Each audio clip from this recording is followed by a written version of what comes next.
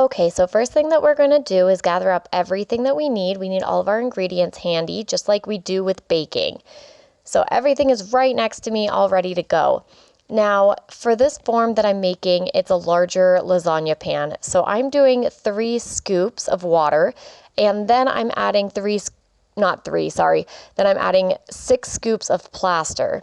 So between each product, when you dip it, you need to really dry everything because you don't want that plaster getting wet at all until it's already in your bucket.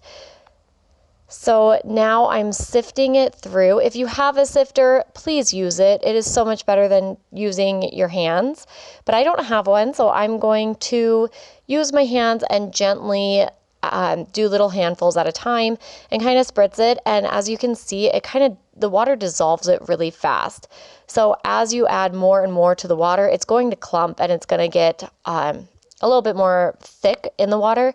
But that's okay because we'll take care of that later.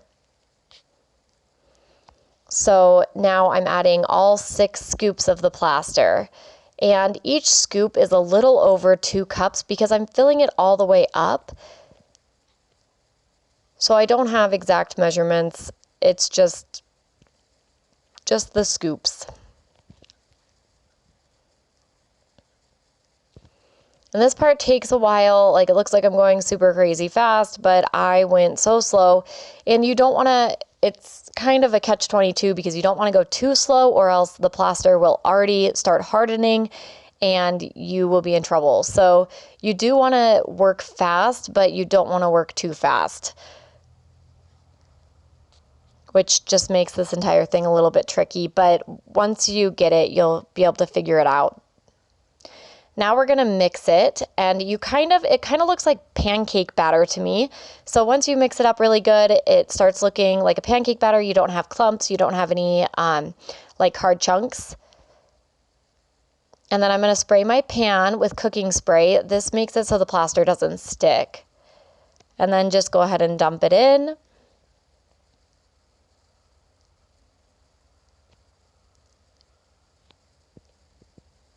And right after I did this, I ran away and cleaned my bucket really fast with cold water. And then I'm going to rub it all out with paper towels because it will harden immediately in that bucket. So I'm cleaning everything. Also, another thing before you guys get started, this water that I'm rinsing everything in and adding everything to is cold. It's not warm water, it's cold water. So now that I have all the plaster in the lasagna pan, I'm just tapping it on the ground. You want to tap it to get all the bubbles to raise to the surface. If you don't tap it, you will have bubbles all over this, and your clay will have little bubbly marks all over it once you make this form, and it is honestly the form just turns into garbage after that if you have all those bubbles, because they're like little holes and you really don't want that. So once I'm done doing that, I spritz the surface with rubbing alcohol and it gets rid of all those excess bubbles. And then I keep tapping it and I just really try to get all the bubbles out. Getting the bubbles out is crazy important. And because I did it a little too early, so my finger holes are not that great. So what I'm going to do is I actually waited a little while until the form hardened a little bit more. And then I came back and I did it again. And so now the hard part is trying to get it out. I waited almost an hour before I started trying to get this baby out because it needs to settle. It takes 20 to 30 minutes to harden. You can leave it in here all day if you want, just to be sure. You don't want it to break. And it can break if it's not ready yet.